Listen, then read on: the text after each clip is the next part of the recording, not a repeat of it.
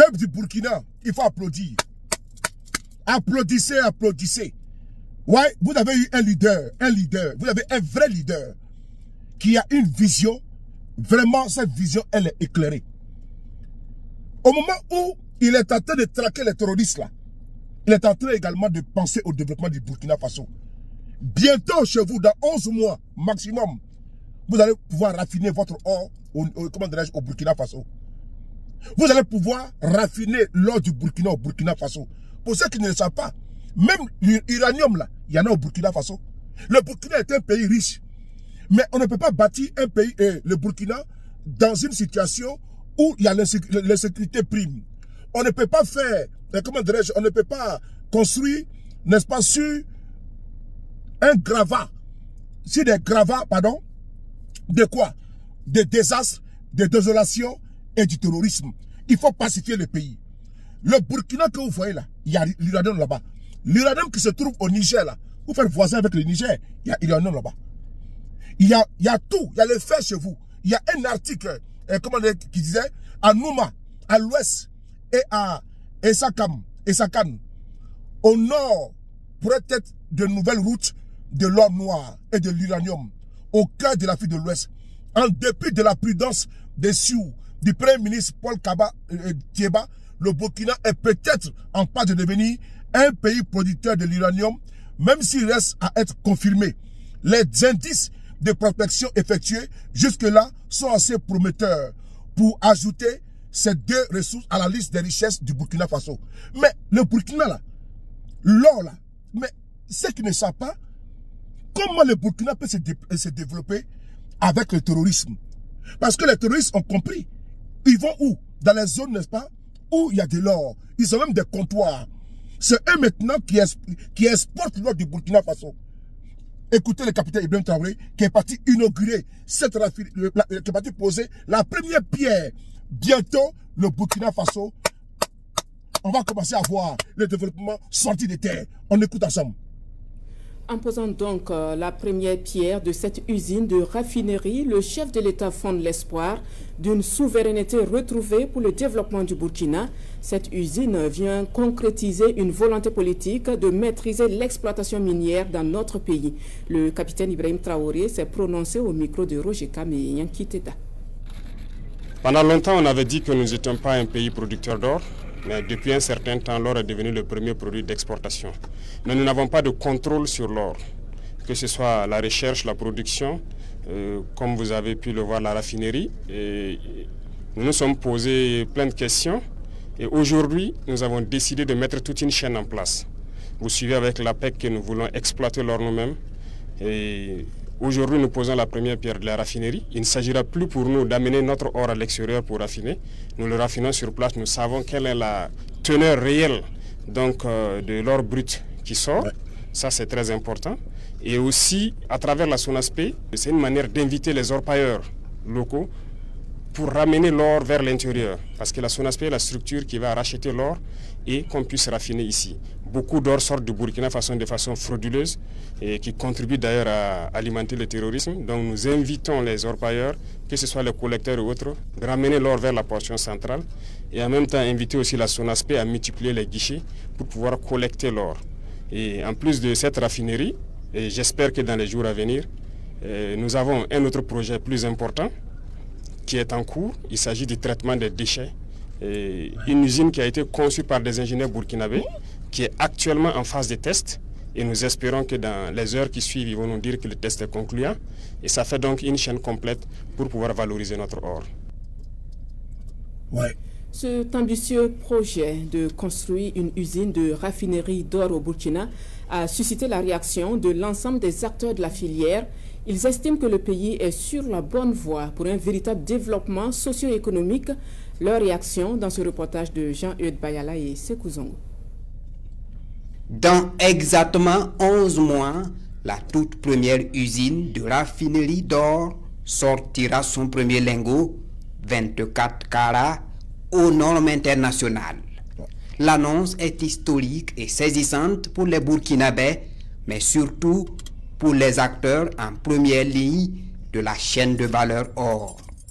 Plus qu'une usine de raffinerie, La réalisation de ce projet ambitieux est une voie royale pour la souveraineté politique et économique du Burkina Faso. Très grande fierté pour ce que les autorités actuelles du pays ont permis de faire, parce qu'il s'agit effectivement d'un projet qui vient boucler, j'allais dire, la boucle de la chaîne de valeur, de mise en valeur de nos ressources minérales.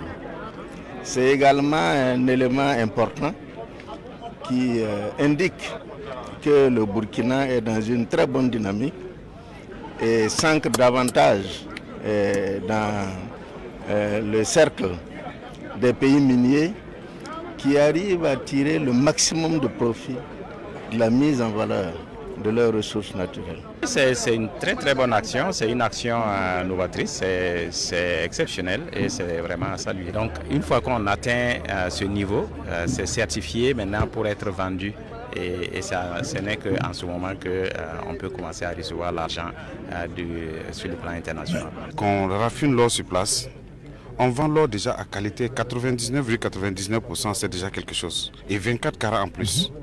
Donc il n'y a rien à dire là-dessus. On discute du prix du marché international et puis c'est bon quoi. Tout le monde est gagnant-gagnant. Surtout le Burkina Faso est gagnant. Je pense que l'ensemble des acteurs vont se donner la main pour vraiment donner une bonne jour à cette usine qui va installer bientôt. Longtemps attendu, c'est désormais une réalité. Au consommant burkinabé s'ajoute désormais le produisons et transformons burkinabé. Cette usine, dont la capacité annuelle de production d'or pur est estimée à 150 tonnes, est aussi un instrument puissant de développement de l'expertise nationale. La raffinerie va nous permettre quand même d'avoir l'or pur au Burkina Faso et de le ventiliser au Burkina Faso. Et nous pensons que l'avenir de cette raffinerie va permettre au Burkina d'avoir des investisseurs au niveau national et la commercialisation à l'interne. Ici, il y a trop de métaux qu'on peut récupérer en raffinant au Burkina Faso. Mais quand ils payent là-bas, ils récupèrent tout. Mais comme ça serait ici, on est fiers, nos gens vont comprendre qu'en raffinant l'or au Burkina, nous gagnons beaucoup d'avantages. Même en matière d'emploi des jeunes, vous trouverez tout. Je ne sais pas comment vous dire, ma joie est très immense. Je suis très ému. Je suis ému pour l'initiative et c'est encourager les autorités de la transition. Les sillons d'un développement socio-économique durable ainsi tracé, la balle est dans le camp des Burkinabés. Une gestion rigoureuse s'impose pour détourner le regard de tous les gros investisseurs vers le Burkina Faso.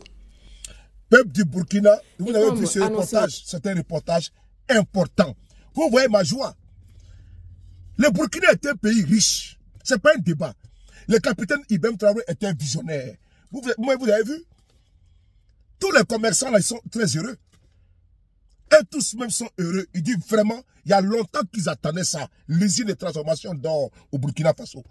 N'oubliez pas que le Burkina est le 4e pays producteur d'or du continent africain.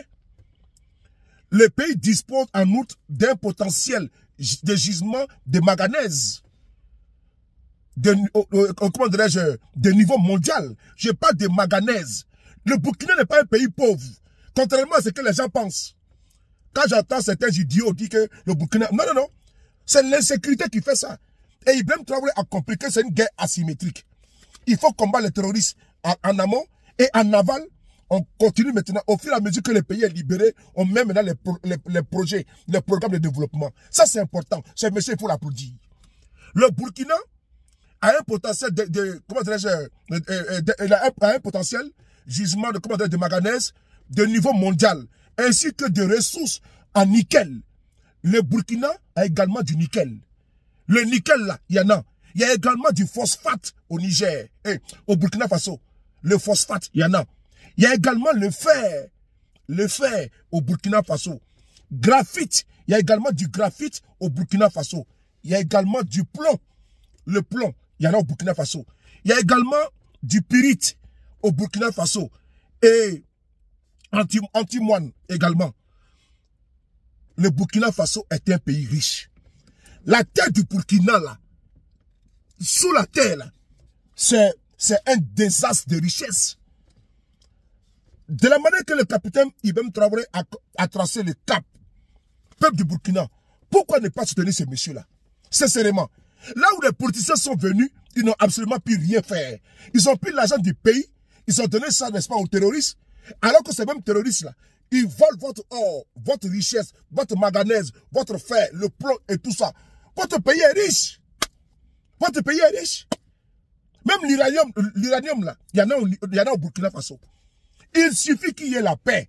Il suffit qu'il y ait la sécurité. Parce qu'on ne peut rien bâtir s'il n'y a pas de paix, s'il n'y a pas de sécurité. Mieux, il annonce encore une très bonne nouvelle. L'usine de traitement des déchets. Les gars, qu'est-ce qu'on peut demander encore plus? C'est un militaire qui est au pouvoir. Quand on parle de démocratie là. Mais ceux qui ont été élus au Burkina Faso, qu'est-ce qu'ils ont foutu? Sincèrement, quand vous voyez les projets que ce monsieur met, son gouvernement travaille.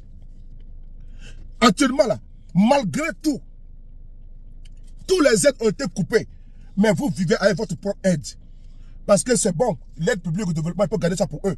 Le Burkina d'abord est sauvagement riche. Vous pensez qu'il y a le terrorisme dans les pays pauvres? Non. Il n'y a pas de terrorisme dans les pays pauvres. C'est dans les pays riches là qu'on voit qu'il y a du terrorisme. C'est dans les pays riches, c'est parce que le Mali est riche que les terroristes sont là-bas. C'est parce que le Niger est riche. Et les terroristes également, ils ont des personnes qui les activent. Ce n'est pas simple. Attention. Le terrorisme là, il y en a qui ont des armes, et il y a les techniciens, et il y a les financiers. Et donc, le capitaine Ibrahim Traoré a compris. Peuple du Burkina, moi je ne fais qu'applaudir. Et je vais chanter également pour vous, pour le capitaine Ibrahim Traoré. Burkina Faso ya, Noma Noma, Saya Sida, Ko Faso Noma. Burkina Faso ya, Noma Noma, Saya Sida, Ko Faso Noma. Partagez la vidéo. Très bonne nouvelle. Merci au capitaine Ibrahim Traoré pour sa vision.